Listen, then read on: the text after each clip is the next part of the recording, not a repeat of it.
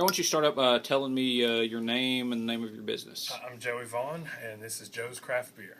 All right, Joe. So, won't you give me a little bit of history about how you got involved in the craft beer market? Okay, started off just by being a beer lover. I'm one of the kind of what you call a beer geek, somebody who's really into beer, and not just Bud Light, Miller Lite, that sort of thing, but is into the kind of the whole world of beer and all the different stuff that's out there. I did that for a while. That led me to home brewing, making my own beer, because there was so many good styles I knew existed, but I couldn't find in Mississippi. After doing that for a while, I liked that so much that I eventually went to a beer school, learned some of the things I needed to learn to become a professional brewer, and then I worked for a couple of years at Ghost River Brewing in Memphis, helping them make their beer up there. And eventually I got tired of driving from Oxford to Memphis every day, and when the laws changed in Mississippi regarding beer, I thought that there'd be a good chance for a store like this. Okay, so what all went into your decision besides, the law changing to open up your own craft beer store to specialize in, craft beer? Well, a lot of people, and I was one of those people, have always wanted to be their own boss, have always wanted to run their own company, and to have, I guess, the old capitalist profit motive. The harder you work, the more you stand to personally gain from that work. And I knew that there was only one really decent beer place in Oxford, and Oxford is a big enough town to support more than one. I also had my suspicions that some of the people running the places in Oxford didn't really know very much about beer, or didn't seem to care about it, and I know a lot about it and care a lot about it.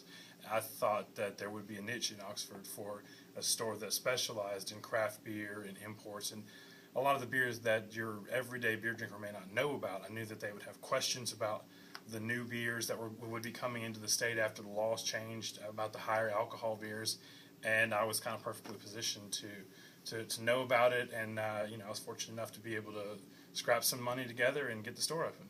Okay, so as far as since the laws have changed, what kind of control would, say, someone like you have in helping to get new breweries into the state, new different kinds of beer styles, and that kind of thing? Not as much control as I would like to have.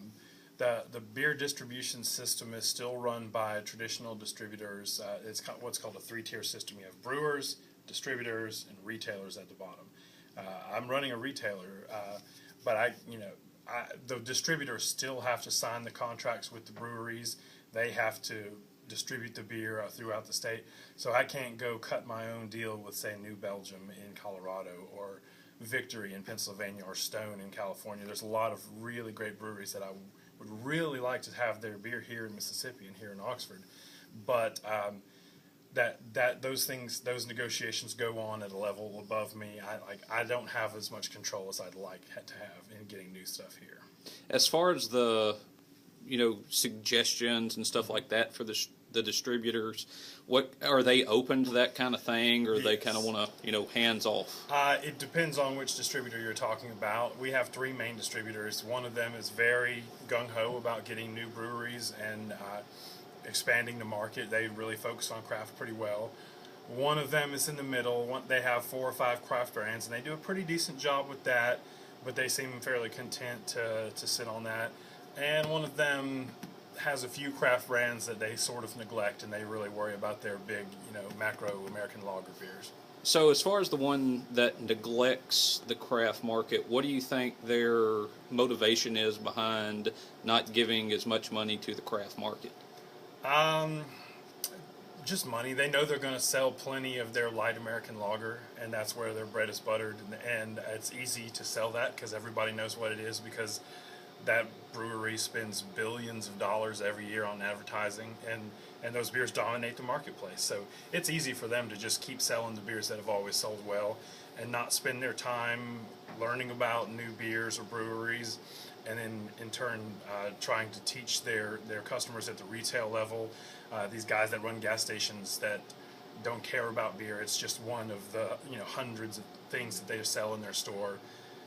So it's just easier for them to just keep selling the thing that they've always sold that already sells well.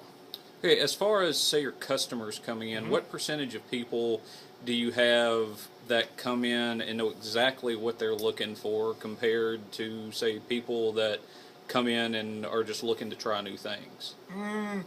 I would say it's close to 50-50.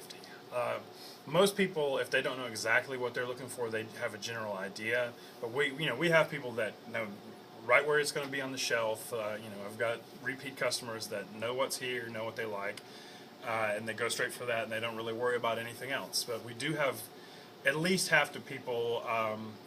If I ask them, hey, let me know if I can help you find anything, they say, well, I'm just going to look around for a minute. I just want to see what you got, or they'll ask for help. Oh, I'm looking for a particular thing, but I don't know if you can get it here. And some people just come in and say, well, I want to try one of these new higher alcohol beers, or I heard there was a good new IPA. Can you point me, can you make some suggestions? So 50-50, but more and more people are willing to experiment these days, I think, than used to be.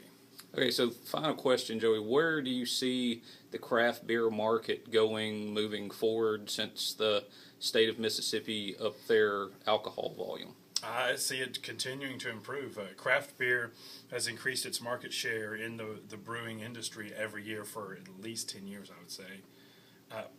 Well, I may be wrong about that, but for the last 5-6 years, for sure. Whereas overall beer sales have kind of declined, the craft keeps growing. I think it's going to continue that way because more and more breweries are going to come into Mississippi, and more beer drinkers in Mississippi are going to be exposed to craft beer and to some things that they have not seen or tasted before.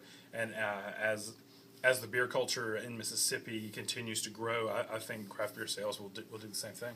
All right, Joey. Well, thanks for taking the time. Again, this was Joey Vaughn from Joe's Craft Beer in Oxford. And once again, thanks, man. You got it, Robert.